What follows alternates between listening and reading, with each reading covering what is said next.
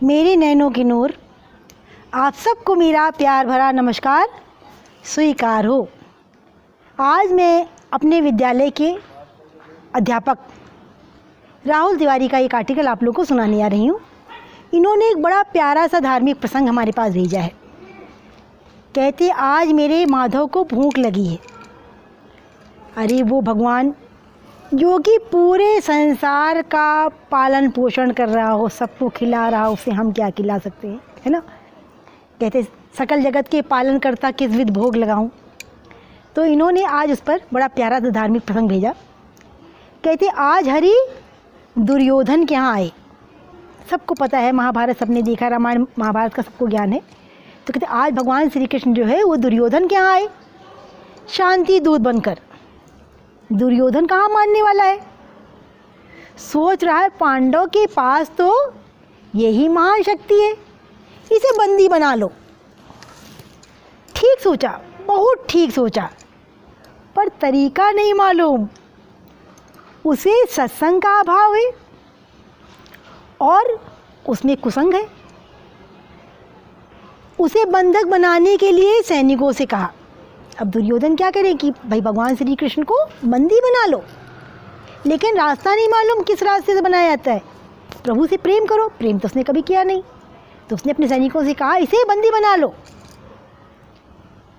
अब सैनिक दौड़ पड़े, सैनिकों से कहा अरे भाई मेरे माधव को बंधक बनाना हो तो खुद जाओ और साथ में प्रेम का शास्त्र लो, प्रेम के अस्त्र लेकर जाओ, तब उन्हें बंदी बना पाओगे। कहते ताही अहीर की छोहरियाँ छछिया भरी छाज पे नाच नचावें। भाई जो ग्वालिनी थी वो भगवान श्री कृष्ण को थोड़े से मक्खन के लिए कैसा नचाती थी। तो क्या भगवान मक्खन के लिए नाचते थे? नहीं, उनके प्रेम वश नाचते थे। लेकिन दुर्योधन ने तो भगवान श्री कृष्ण से कभी प्रेम किया ही नहीं, तो बंदी बनाते कैसे उनको। पुष्टि भक्ति उनकी कृपा से ही की जाने वाली भक्ति से वो तुरंत बंध जाते हैं। हरि हरि प्रभु ने अपनी शक्ति दिखा दी। दुर्योधन डर गया और क्षमा मांगी। जब उनको बंधक बनाने से अंग अंग से किरणें फूट रही, तेजस छटका, एकदम वो डर गया, कांप उठा और कहा प्रभु भोजन स्वीकार करें। मतलब कहाँ उनको बंदी बना रहा था। और जब उनका तेजस से देखा तो मीना मुद्रा पर उतर आया कि भगवान आप भोजन कर ले। प्रभु बोले कोई किसी के यहाँ भोजन केवल 3 अवस्थाओं में करता है। 3 ही अवस्थाओं में भोजन स्वीकार करता है, अभाव, प्रभाव और भाव। अभाव हमारे है नहीं भाई, जो खुद ही त्रिलोकीनाथ है उसके पास क्या भाव हो सकता है। तो भगवान श्री कृष्ण बोले अभाव हमारे है नहीं, प्रभाव मेरे ऊपर तुम्हारा कुछ है नहीं, क्योंकि तुमने कभी मुझसे प्रेम ही नहीं किया। जब मुझसे प्रेम करोगे नहीं तुम्हारा प्रभाव मेरे पर पड़ेगा ही कहाँ से। हो सकता है प्रभाव हो सकता है अगर दुर्योधन कभी भगवान श्री कृष्ण से प्रेम करता तो उन्होंने कहा अभाव हमारे है नहीं, प्रभाव तुम्हारा कुछ हम पर है ही नहीं, और भाव तुम में है ही नहीं। इतना कहकर हरि से वहाँ से चले गए कि खाना खिलाने का भाव भी तुम में नहीं है। यूँ झूठी फॉर्मेलिटी कर रहे हो, दिखावा कर रहे हो, मैं ऐसे भोजन को ग्रहण नहीं करता। भगवान वहाँ से चले गए। पर आज मेरे माधव को बहुत भूख लगी है, बहुत व्याकुल है भूख से, बहुत दिनों हुआ कुछ खाए हुए। शबरी ने एक बार बेर खिलाया था। शबरी के बेर में क्या था, प्रेम ही प्रेम भरा हुआ था। तो कहते एक बार शबरी ने बेर खिलाया था, माखन भी खाया, और द्वारिका में वो भी नहीं मिला। गोपिका प्यार से माखन खिलाती थी, लेकिन जब द्वारिकाधीश बनी तो वो भी नहीं मिला। भूख इसलिए भी लगी है क्योंकि आज एक भक्त भगवान को खिलाने के लिए सोच रहा है। आइए उस भक्त के पास चलते हैं, हरि तो अपने आप स्वयं ही आ जाएंगे। हम भक्त चले भक्त के पास, और वो भक्त है विदुरानी, विदुर की पत्नी। विदुर जी बोले थे कि आज कन्हैया आएगा, आज हमारे घर भगवान आएंगे, आज कान्हा आएगा, पर अपने पास तो कुछ है ही नहीं। देखो विदुर क्या लाते हैं। अब भाई विदुर के घर में कुछ नहीं, देखो भगवान का वो कैसे स्वागत करते, क्या लेकर आते हैं। फिर अपने कान्हा के लिए अच्छा अच्छा खाना बनाऊंगी। अब विदुरानी सोच रही है कि विदुर जी ने तो कहा था आज कन्हैया आएगा, तो आज मैं कन्हैया को बढ़िया बढ़िया खाना बना के खिलाऊंगी, लेकिन घर में तो कुछ है ही नहीं, पता नहीं विदुर क्या लेकर आए, क्या बना के भगवान को खिलाऊंगी। मतलब मन में कितना प्रेम बरस रहा है, कितने भाव उमड़ रहे हैं कि मैं क्या पाऊँ, क्या भगवान को खिला दूँ, क्या भोग लगा दूँ। और यही सोच सोच कर विदुरानी स्नान कर रही हैं। हमारे क्या होता है, हम नहा धोकर ही रसोई तैयार करते, बिना नहाए धोए रसोई में नहीं जाते। तो विदुरानी भी जो है वो स्नान कर रही हैं कि भाई नहा धोकर साफ वस्त्र पहन कर तब मैं भगवान के लिए खाना बनाऊंगी। अचानक आवाज़ सुनाई दी, काकी ओ काकी।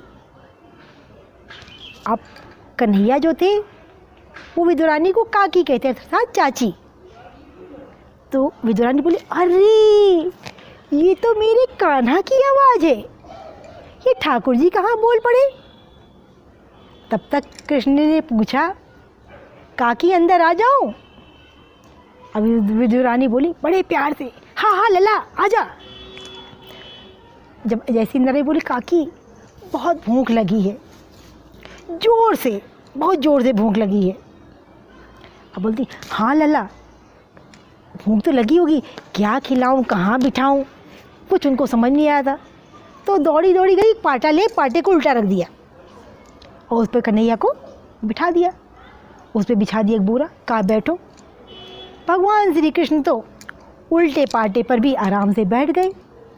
बोले बैठो लला। अब विदुरानी जो है भगवान श्री कृष्ण को देख रही हैं, भगवान श्री कृष्ण अपने भक्त को देख रहे हैं, विदुरानी को देख रहे हैं, कितना इसके मन में प्यार छिपा हुआ है।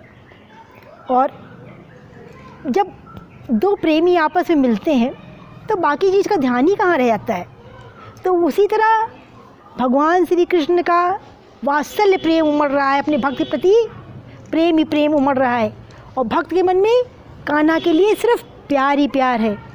दोनों बस एक दूसरे को एक टक देख रहे हैं और कहते क्या खिलाऊं क्या खिलाऊं। तो अरे केले रखे हैं, वो केले उठा लाई, केले की पूरी टोकरी ला करके काकी ने कृष्ण के आगे रख दिया और कहा लो खाओ। अब विदुरानी केला छीलने लगी और केले को तो फेंक देती और छिलका कान्हा के मुंह में खिला देती, ले कन्हैया खा।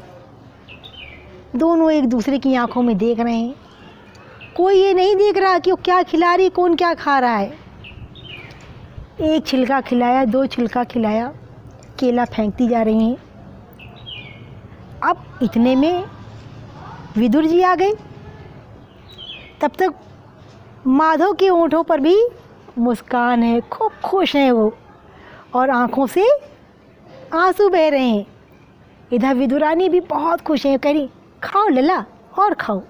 केला छीलती जाती, केला फेंकती जाती और छिलका भगवान श्री कृष्ण के मुंह में खिलाती जाती।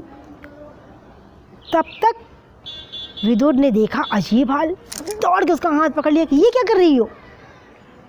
उन्होंने केला भगवान श्री कृष्ण के मुंह में खिलाया और छिलके को उठाकर फेंक दिया।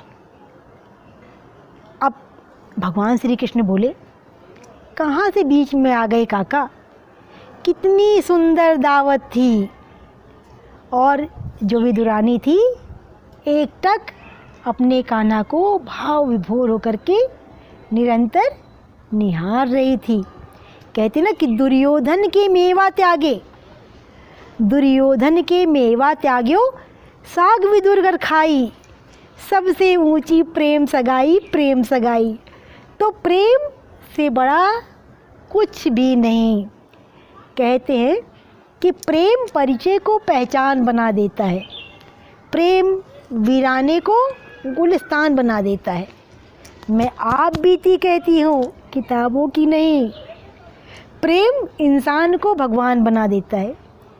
सच्चा प्रेम चाहे जिससे करो, चाहे भगवान से, इंसान से, जानवर से, किसी भी प्राणी से, यहाँ तक पेड़ पौधों से भी। तो वो आपके प्रेम को पहचानते हैं और उसके बदले वो कुछ नहीं चाहते। तो प्रेम से बड़ा तो कोई धन है ही नहीं। तो आप ये बताना राहुल तिवारी सर का ये धार्मिक प्रसंग आप लोग को कैसा लगा। भाई इन्हीं शब्दों के साथ मैं अपनी वाणी को विराम देती हूँ। सबको टाटा बाय बाय।